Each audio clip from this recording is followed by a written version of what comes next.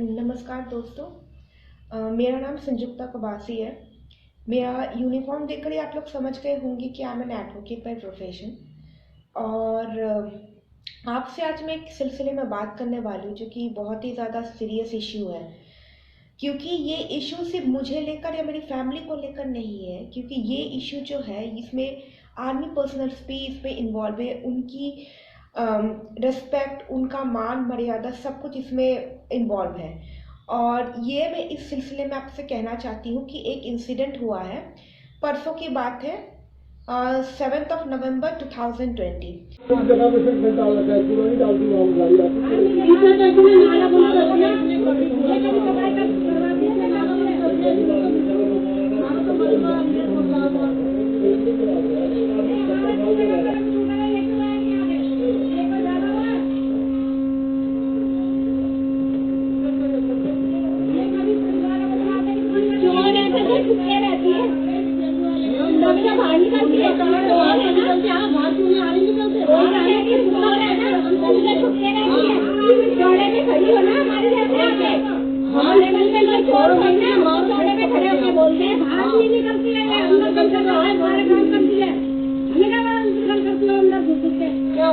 अपने गाँव को यहाँ पे डालेगी और बस यहाँ पे खड़ा करके नहीं ये रहेगा तो कुछ कोई नहीं रहेगा यहाँ पे जा रहे ये सोचते हैं तो हमें तो रहेगा और सबका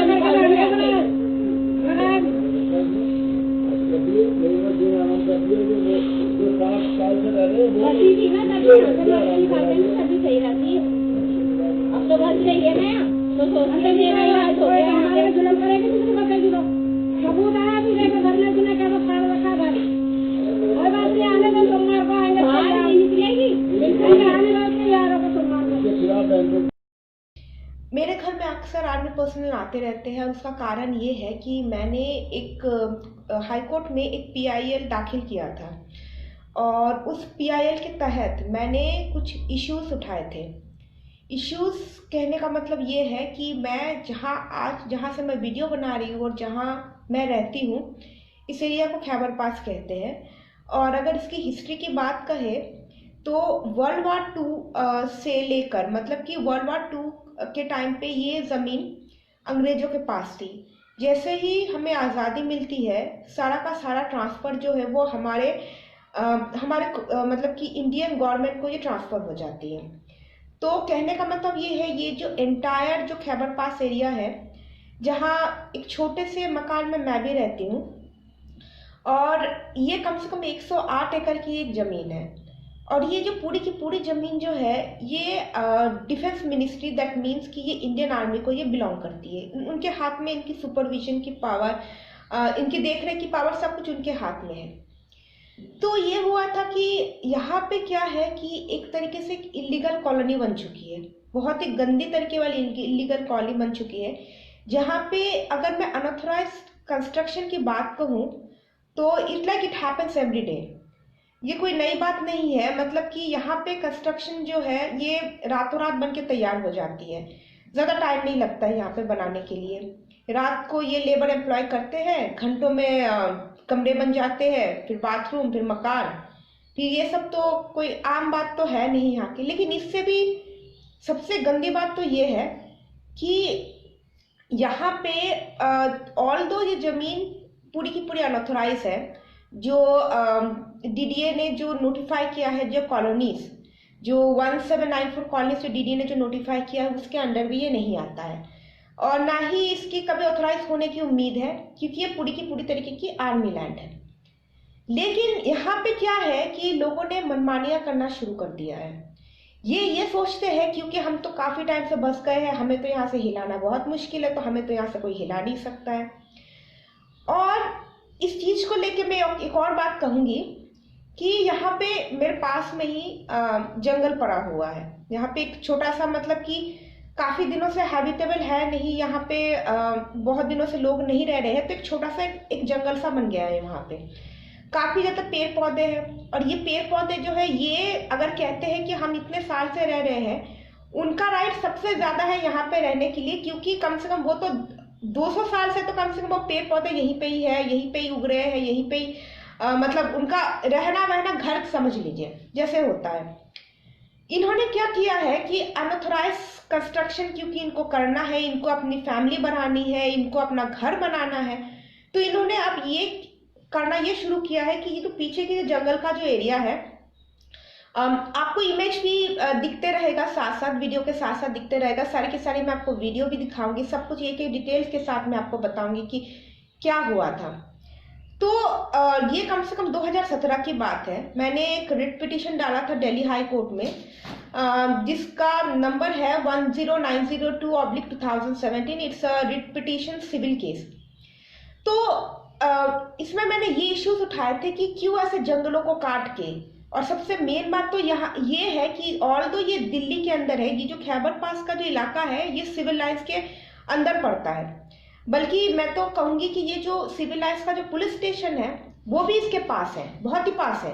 मतलब ये सोच लीजिए कि मैं यहाँ से कम 20 कदम दूर पे इसका पुलिस स्टेशन सिचुएटेड है।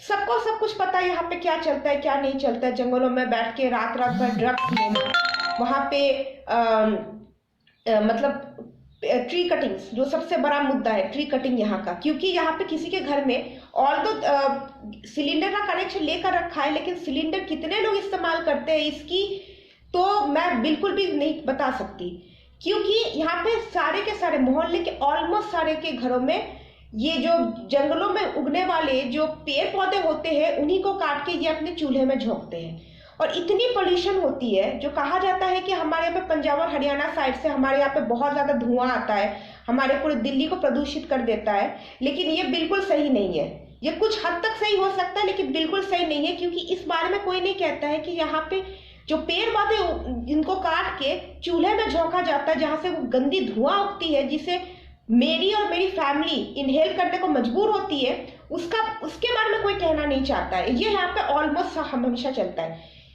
मुश्किल से दिल्ली में कितनी ग्रीनरी है आप लोग अच्छे से जानते हो, कोई ग्रीनरी नहीं है यहाँ पे, क्योंकि जितनी भी होती है फॉरेस्ट एरिया एनक्रोच्ड है, कि इलीगल कॉलोनी बन गई, या यहाँ पे कोई बिल्डिंग खड़ा हो गया, कितनी बच गई है। थोड़ी सी अगर बच भी जाए ना तो वो उनकी किस्मत है, इसमें पब्लिक अथॉरिटी और किसी की कोई हाथ नहीं है। तो मैंने यही मुद्दा उठा के मैंने हाई कोर्ट में केस मतलब PIL दर्ज किया और मांग की उनसे कि obviously I file the suit for seeking direction on the ground of mandamus. और मैंने उनसे ये कहा कि ये जो जिस तरीके की यहाँ पे जो चीज़ें चल रही है, और प्रोस्टिट्यूशन काफ़ी ज़्यादा फेमस है यहाँ का, ठीक है। यहाँ पे क्या होता है कि घर के जो मर्द होते हैं, जब कोई ऐसा सिचुएशन आ जाता है जिसे वो हैंडल नहीं कर सकते, जैसे कि मान लीजिए कि उनकी कोई चोरी पकड़ी जाती है, किसी केस में फंस जाते हैं, तो उस वक्त क्या होता है, इनकी यूनिटी इतनी स्ट्रांग है आप सोच नहीं सकते। इन्होंने ये समझ के रखा है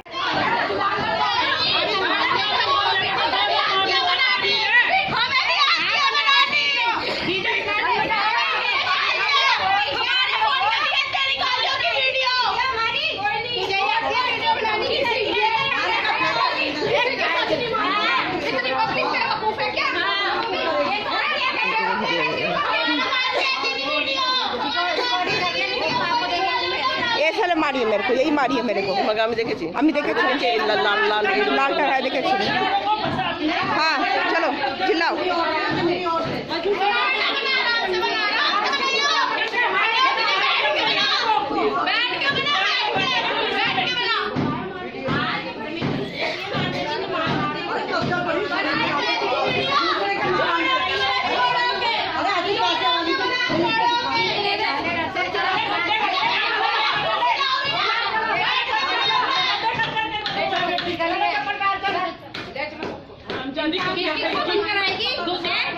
हाँ मुंह पे गाली दे देना और जोर जोर से गाली दे दे। हाँ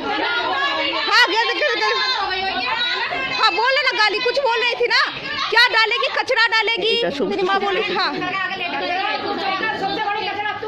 हाँ हाँ बिल्कुल बिल्कुल, हाँ बुढ़िया सुने थी। अरे तू क्या बोल रही थी, कचरा। कि ये दुनिया में कुछ भी करे, लेकिन इनके खिलाफ कोई एक्शन नहीं होगी, क्योंकि एक तो इनकी यूनिटी स्ट्रांग है, सेकेंड बात ये है, ये हमेशा SC/ST एक्ट का बहुत ही गंदी तरीके से मिसयूज करते हैं। इनको लगता है कि SC/ST एक्ट का होना एक बहुत बड़ी गर्व की बात है, जो इन्हें हर तरीके की क्राइम से इन्हें इम्यून रखेगा, इनको कुछ नहीं होने देगा। ये ऐसा सोचते हैं। और इसकी वजह से ये मतलब बात ये है कि जब भी कोई ऐसा सिचुएशन आता है, जब इनके घर के मर्द जब किसी ना किसी केस में फंस जाते हैं, किसी सिचुएशन में फंस जाते हैं, ये क्या करते हैं कि अपने घर की जितनी भी औरतें होती है ना, उन्हें आगे कर देते हैं, बच्चे मर्द आगे कर देते हैं। और वो पुलिस अथॉरिटी आ गई, कोई पब्लिक अथॉरिटी आ गई, जैसे मान लीजिए MCD आ गई इंस्पेक्शन करने के लिए, जोर जोर से चिल्लाना शुरू कर देंगे, गंदी गंदी गालियां बकने शुरू हो जाएंगी वो औरतें। और इतनी गंदी गंदी गालियां बकती है कि जो ऑफिसर जो आते हैं वो भी डर के चले जाते हैं कि कहीं हम पे ना कोई केस बन जाए। और ये ऐसा हुआ है कई बार कि जब भी कोई पब्लिक अथॉरिटी कोई एक्शन लेने की कोशिश की है, यूनिटी तो इतनी स्ट्रांग है जिसका बिल्कुल गंदी तरीके का फायदा उठाते हैं और ये कहते हैं कि नहीं भाई हमारे साथ तो बड़ी बदसलूकी हुई है। औरतें कहती है हमारे तो कपड़े फाड़े गए हैं, हमें तो क्या कहते हैं कि रेप तक भी पहुंच जाती है, रेप की इल्जामात में भी पहुंच जाती है कि नहीं तो हमें तो हमारे पास रेप का अटेम्प्ट करने की कोशिश की गई है। ये सब कुछ पुलिस स्टेशन में जाती है और यहाँ की पुलिस भी मतलब इतने ज्यादा मैनिपुलेटेड है कि ये भीड़ की आवाज सुन के, चाहे भीड़ सही बोल रही है गलत बोल रही है, उन सबको मतलब नहीं है। भीड़ कंप्लेंट कराने की कोशिश कर रही है और उसी कंप्लेंट के बेसिस पे ये केस भी दर्ज कर लेते हैं। 2 बार हम सेकंड थॉट भी नहीं रखते हैं या सोचने की भी कोशिश नहीं करते कि शायद हो सकता है कि जो ये कंप्लेंट करा रही है ये सही है कि गलत है। ये नहीं करेंगे, इनको भीड़ से बड़ी मोहब्बत है हमारे जो एरिया के जो पुलिस है। तो वाकया ये हुआ था कि मैंने इसी बेसिस पे मैंने ये चीज कहा कि हाई कोर्ट में कहा कि एक तो यहाँ पे इलीगल स्लॉटर हाउस है, ठीक है मैं मानती हूँ सारे जानवरों के प्रति मुझे भी बहुत प्रेम है, बहुत ही दया है। मुझे बुरा लगता है उनके ऊपर जब भी जैसे कसाई खाना, यहाँ पे कसाई खाना चलता है वो भी इलीगल, पूरी तरीके से इलीगल चलता है। यहाँ क्या है कि आप जानते हो कि झुग्गी बस्तियों में क्या होता है, सुअर घूमते हैं नालियों में, ना प्रॉपर हाइजीन होता है, ना उनको सही से फीड किया जाता है और उन्हें इतनी बेरहमी से मारा जाता है ना कि सही बताओ अगर कोई इंसान भी, अगर किसी इंसान का भी कत्ल होता ना तो इतना बुरा नहीं लगता कि जिस बेरहमी से वो इन जंगली जानवरों को मारते हैं। बहुत दुख होता है, मुझे बहुत दुख पहुंचती थी जब ये सुअर जब उनको जब मारा जाता है, जब उनको घसीट के पीटा जाता है, जब वो रोते चिल्लाते हैं ना, सही बताती हूँ किसी इंसान की आवाज से भी बहुत तेज आवाज में चिल्लाते हैं, लेकिन किसी के कान में जू नहीं रेंगती है, कोई समझता नहीं है उनके बारे में। ये सब कुछ ओपन होता है।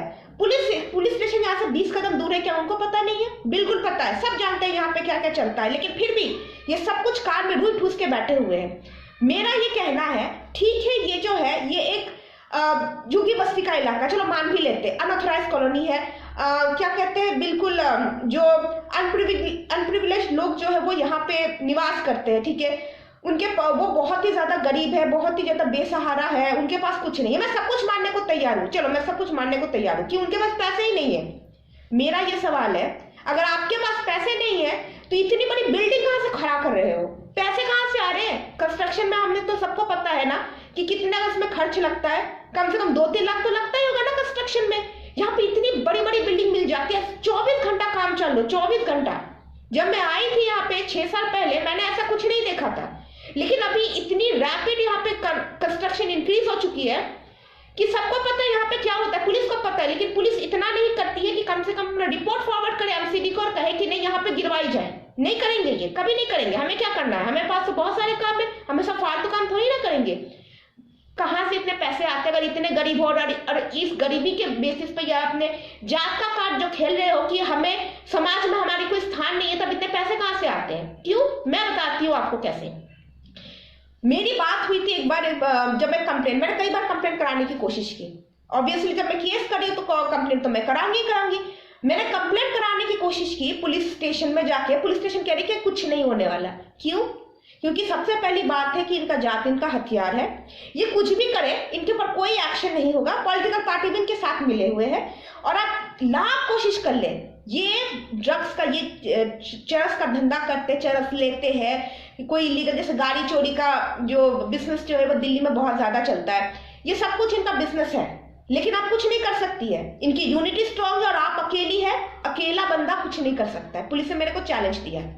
मैं जब कंप्लेंट करने जाती हूँ पुलिस को, जब मेरे घर में जब कुछ हादसा होता है, जब मैं पुलिस को फोन करती हूँ कि आइए आप मेरे घर में आइए, तो कहती कि आप मेरे को क्या ऑर्डर दे रही है, मैं क्या आपके घर में आ जाऊँ, हमारे पास कोई काम नहीं है। बताइए, हमें जीने का अधिकार नहीं है। क्यों? क्योंकि अगर हम इनके साथ मिले हुए होते, अगर हम इनके गंदे गंदे कामों के में अगर हम इन्वॉल्व हुए होते ना, तो पुलिस हमें कभी नहीं टोकती। क्योंकि मैं इनके गंदे कामों को सबके सामने लाने की कोशिश करी, इसलिए सबसे ज्यादा मुझे सफर करना पड़ रहा है।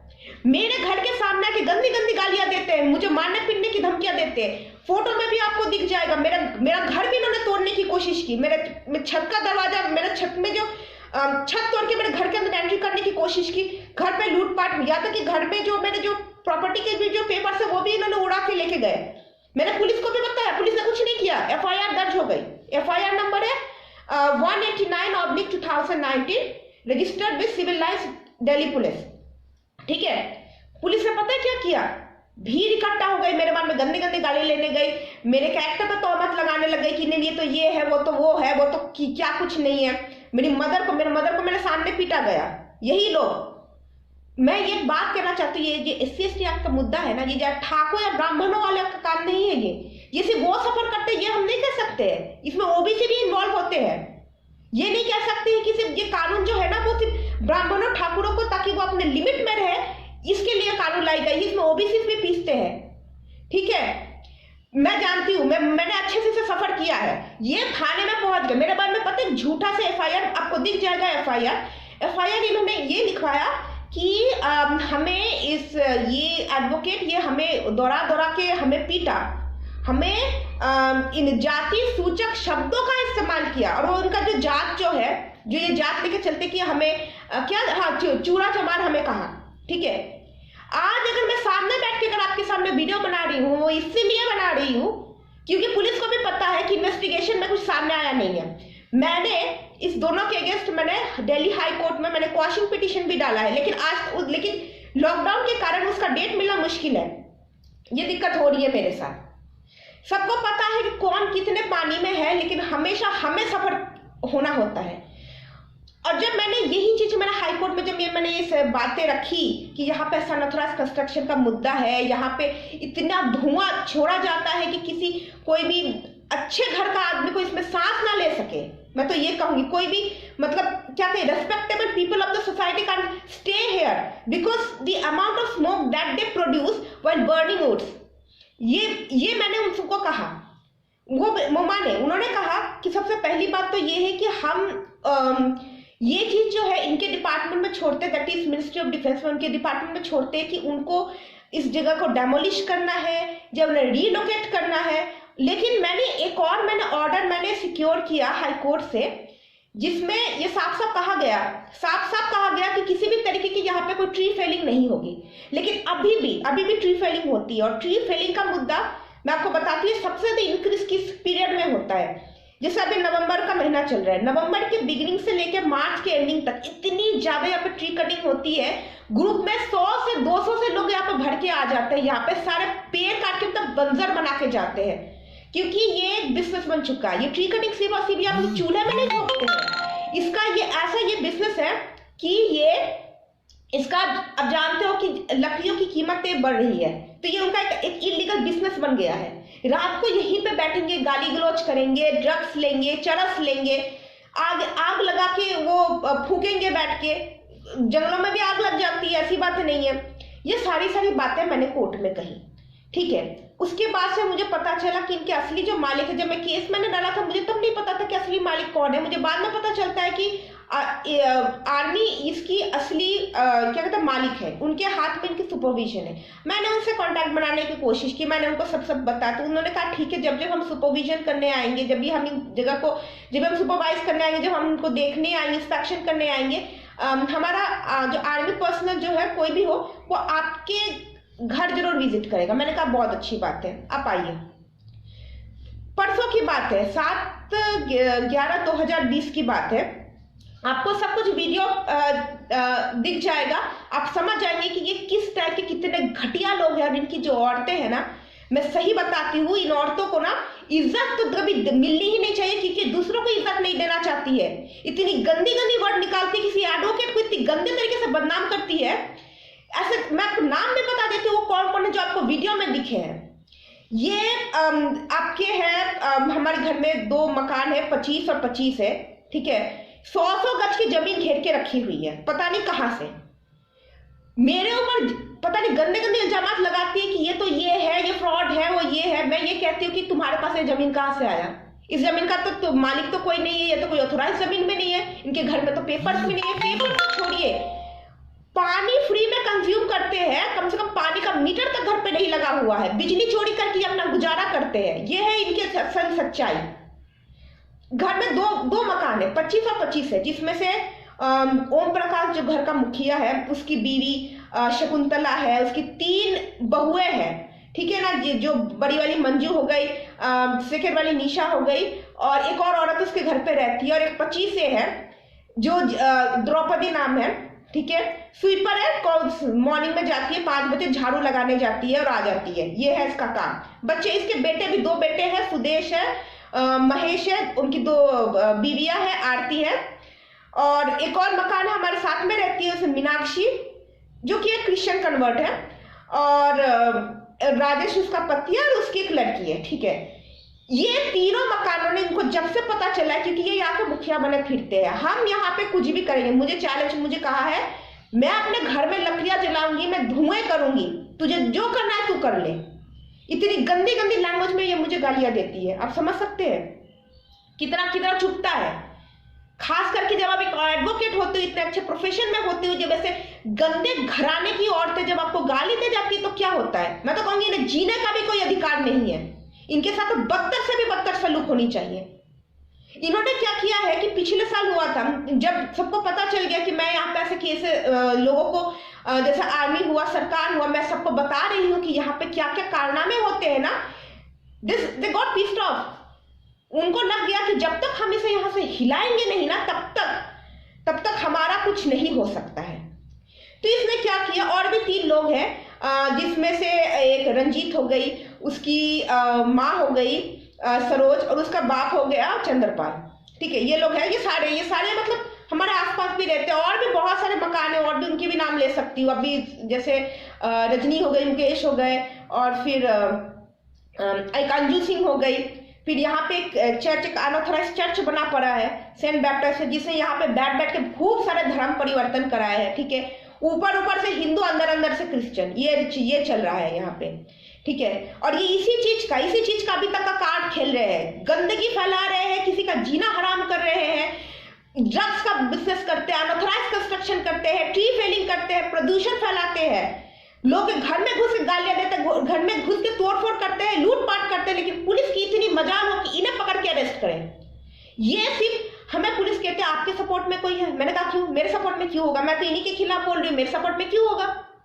इसीलिए मैं आज तक मैं केस नहीं जीत पा रही हूँ, और मेरा केस आज तक भी पेंडिंग है। मुझे इस तरीके से मेरी पूरे फैमिली को ट्रॉमेटाइज किया जा रहा है। आप समझ सकते हैं, मेरी मदर को मेरे सामने, क्योंकि मैं ऐसे केसेस चला रही हूँ, मैं इनके गंदे कारनामों को लोगों के सामने लेकर आ रही हूँ, दुनिया के सामने लेकर आ रही हूँ। मेरे मदर को मेरे सामने जूते चप्पल से पीटा गया। सोचिए, अगर आपकी माँ होती तो आप क्या कहते? आपको नहीं चुभता?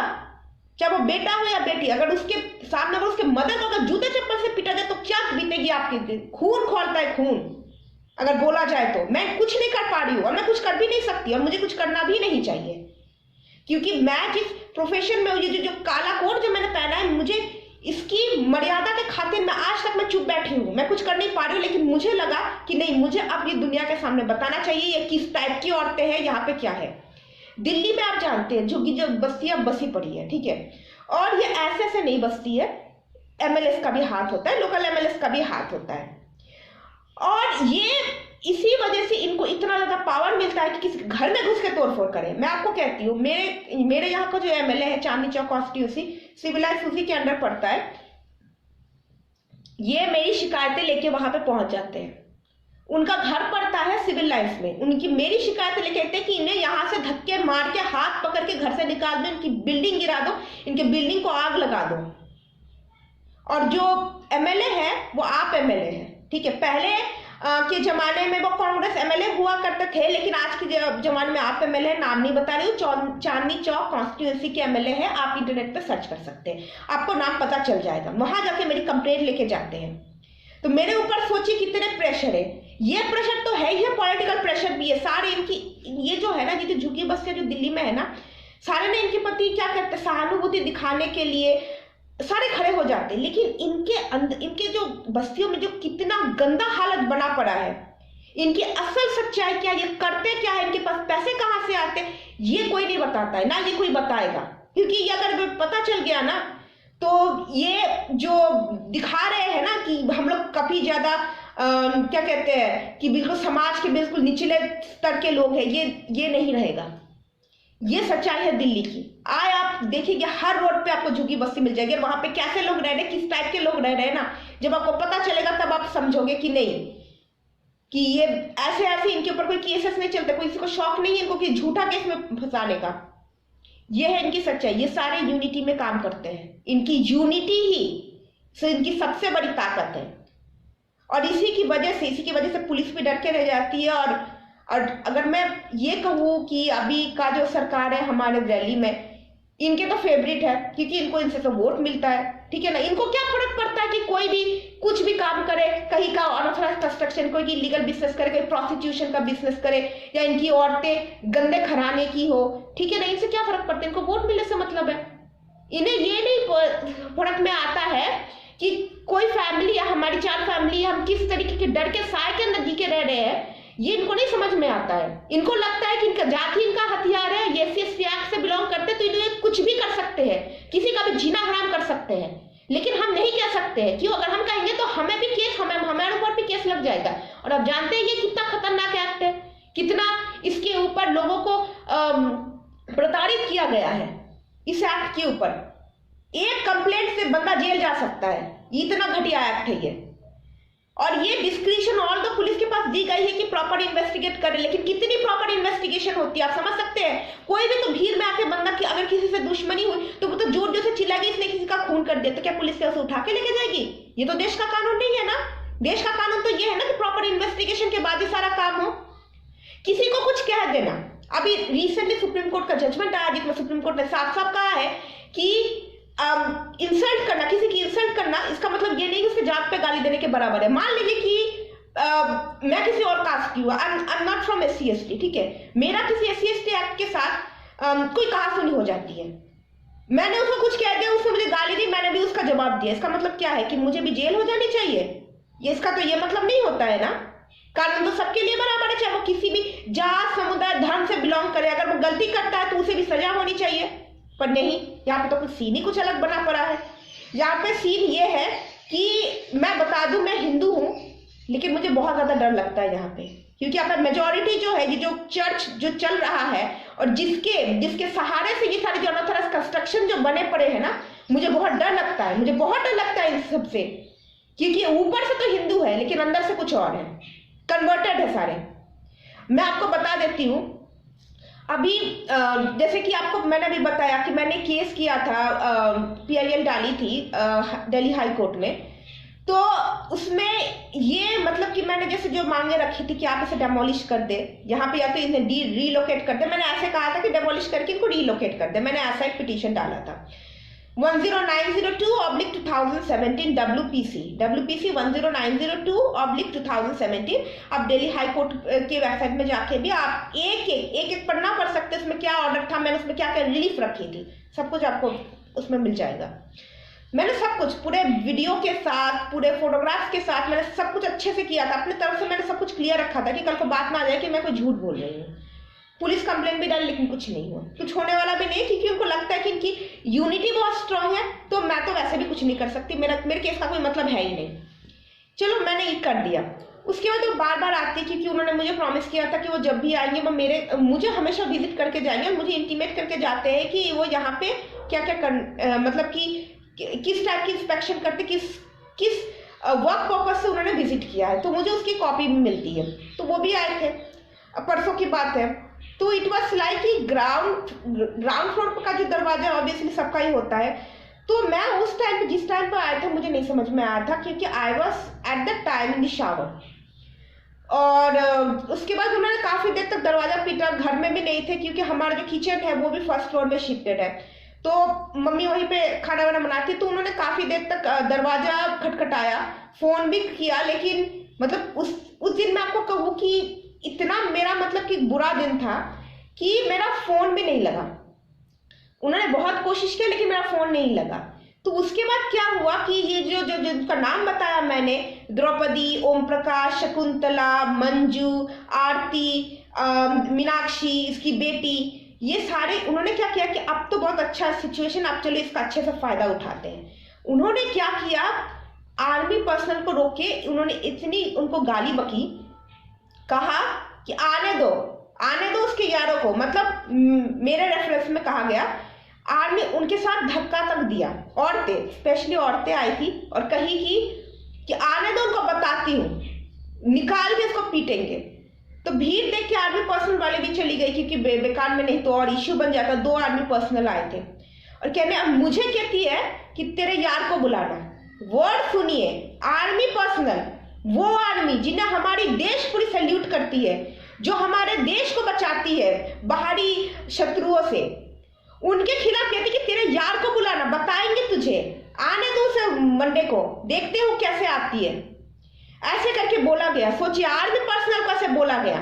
चलो मेरे बारे में छोड़ दीजिए, मेरा घर तोड़ दिया, मेरे घर में लूटपाट की गई, ठीक है ना, मुझे गंदी गंदी भाषाओं में गाली दी गई, मेरे मदर को मेरे सामने पीटा गया, मैं सब कुछ मैं बर्दाश्त कर सकती हूँ। लेकिन आप सोचिए, एक आर्मी पर्सनल को जो मेरे घर पे आके जो मुझसे मिलना चाहती थी, जो किसी कारणवश नहीं मिल पाई, क्योंकि इसमें मैं भी अपनी गलती मानती हूँ, क्योंकि मुझे भी नहीं समझ में आया था।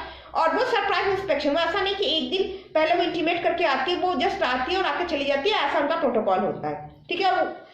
उन्हें ऐसा कहा गया, ये वर्ड निकाला गया, यहां तक कि गालियां तक दी गई। सोचिए, धक्का तक दिया गया उन औरतों ने।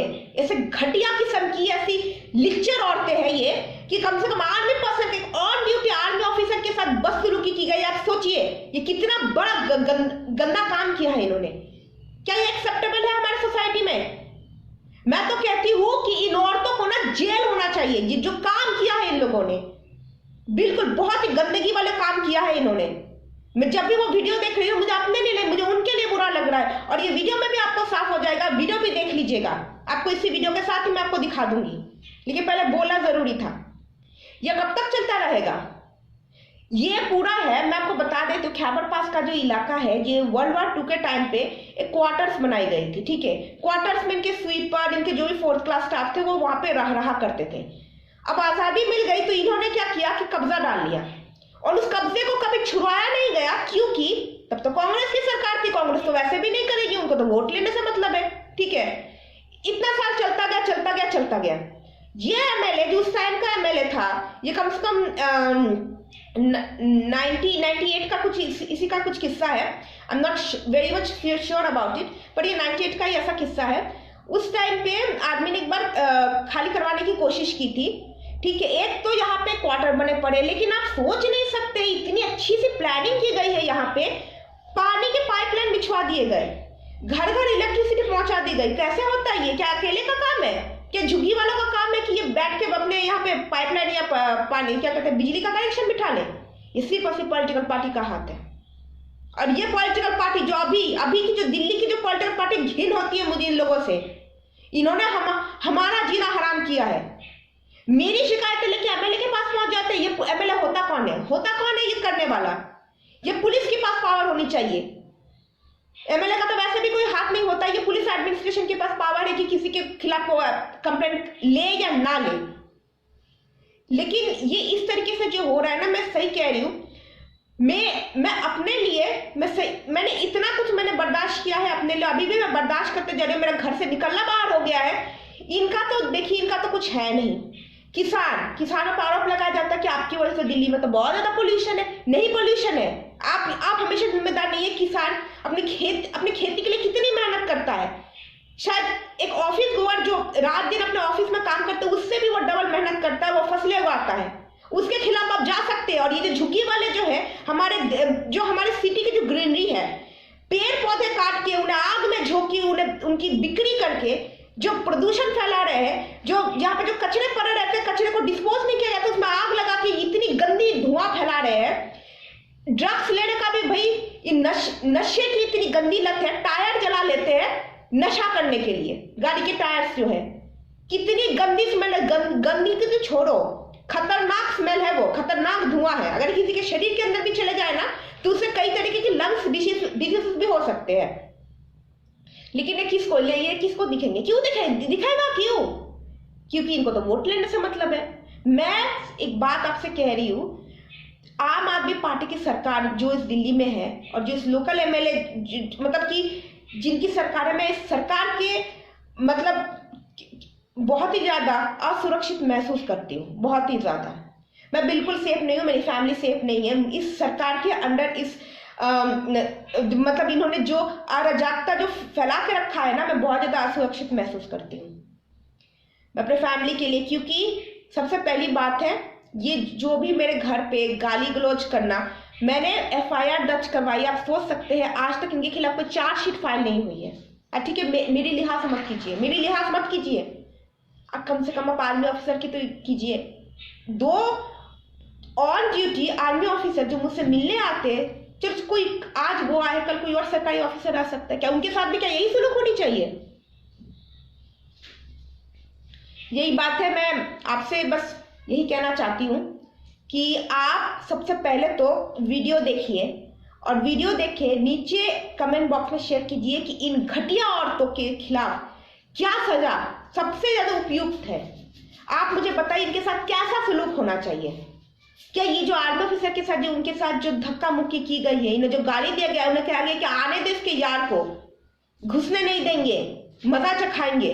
एक ऑन ड्यूटी आर्मी ऑफिसर को, जिसे हमारी पूरी देश जिसे पूछता है, जो हमारे लिए किसी भगवान से नहीं कम होता है, उनके खिलाफ अगर ये गंदी घराने की औरतें अगर गंदा इल्जाम लगाती है। हाँ, ये चीज आर्मी ऑफिसर भी कहते हैं, ये जब भी जाते हैं वहां पे कुछ डेमोलिश करने के लिए, जैसे ये क्या करते हैं, मकान बना लेते हैं, फ्लोर बना लेते हैं, सब कुछ बना पड़ा है, लेकिन इनको तो फैलाना है, अपना राज्य फैलाना है। ठीक है, इनके लिए ये जब तोड़ने आती, जब एक्शन लेने आती है, क्या करते हैं कि घर की औरतों को ना आगे कर देते हैं, मर्द सर पीछे बिल्कुल क्या दुबक के बैठ जाते हैं कि नहीं, हमारे घर की औरतें है ना, जो जैसे भी जो कानून है, जो क्या कहते हैं, जो भी लॉज है जो कि वुमेन प्रोटेक्शन के लिए बनी हुई है, उसका इतना गंदा उपयोग होता है ना कि कपड़े फाड़ के थाने में घुस जाती है और कहती है कि हमारे ऊपर रेप अटेम्प्ट हुआ है।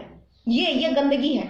ये कानून क्यों बनाया गया है? हम महिलाओं के लिए कानून क्यों बनाया गया है? ताकि वो औरतें जो अपने मतलब कि जिन्हें इनकी सबसे ज्यादा जरूरत है, जिनके साथ बहुत ही गंदा सलूक होता है, वो उन आरोपी के खिलाफ सख्त से सख्त सजा हो। क्या ये कानून कोई भी शरीफ प्रोफेशन के बंदे को या आर्मी ऑफिसर जैसे लोगों के खिलाफ के कानून का यूज करना क्या शोभा देता है? ऐसा कानून यूज करना दिखाता है, पूरे सोसाइटी को दिखाता है कि किस तरीके की गंदी चलन की औरतें हैं ये। इनका प्रोफेशन शो करता है, इनकी संस्कार शो करती है कि ये किस टाइप की औरतें हैं। और बोलने की मुझे जरूरत नहीं है, क्योंकि आप तो समझ ही गए होंगे कि ये किस टाइप की घटिया की औरतें हैं, जो कि इस कानून का इस्तेमाल करके एक ऑन ड्यूटी पब्लिक सर्वेंट के साथ कोई इस तरीके से गंदा अगर सुलूक करे, कोई कपड़े फाड़ के अगर चले जाते, इनके साथ क्या होना चाहिए? आप नीचे कमेंट सेक्शन में हमें जरूर बताइएगा।